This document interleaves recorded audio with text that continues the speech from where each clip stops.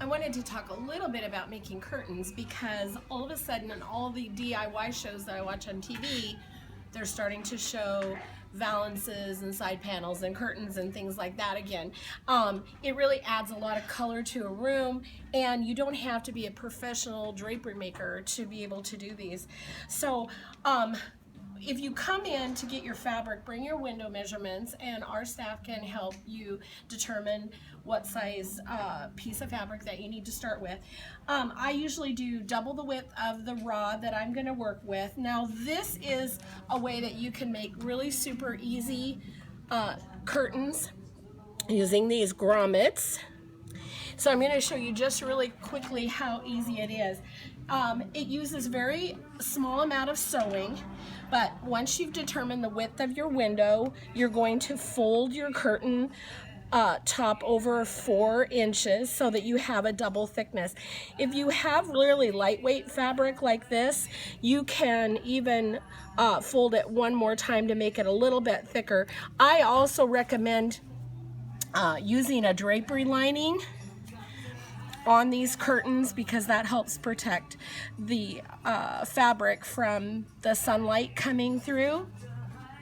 So once you have your fabric turned over 4 inches on the top, you're going to need to do some math. If you come in to get the grommets, you can pick up this handy little pamphlet because it will give you all of the charts that tell you exactly how to figure how many grommets. But just simply, you're going to take the width of your fabric, divide it by how many grommets you have, and I like to start about 1.5 inches in from either end.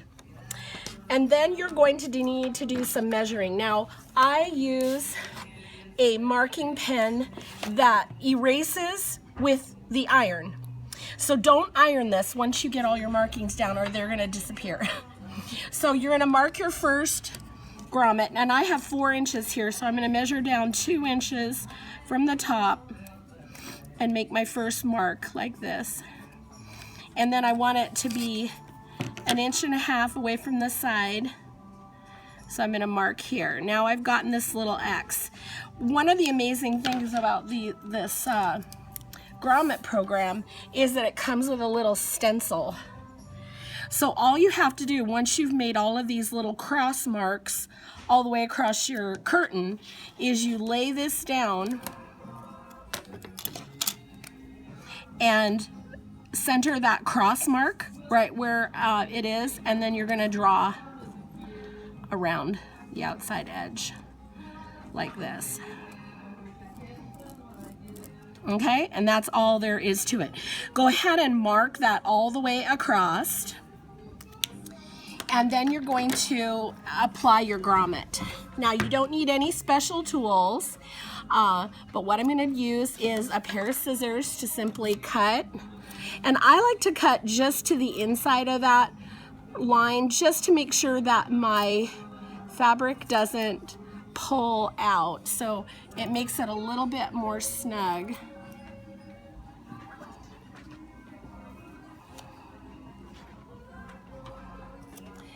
And then I'm going to use my grommets. Like I said, you don't need any special tools to apply these. You're going to notice that the front grommet has a slight lip and the back grommet has these little grippers. So you're going to, because I've got the front of the curtain here, I'm going to simply put that lower grommet, and here's where you're going to see I'm going to work that fabric around so that that raised lip is all the way inside.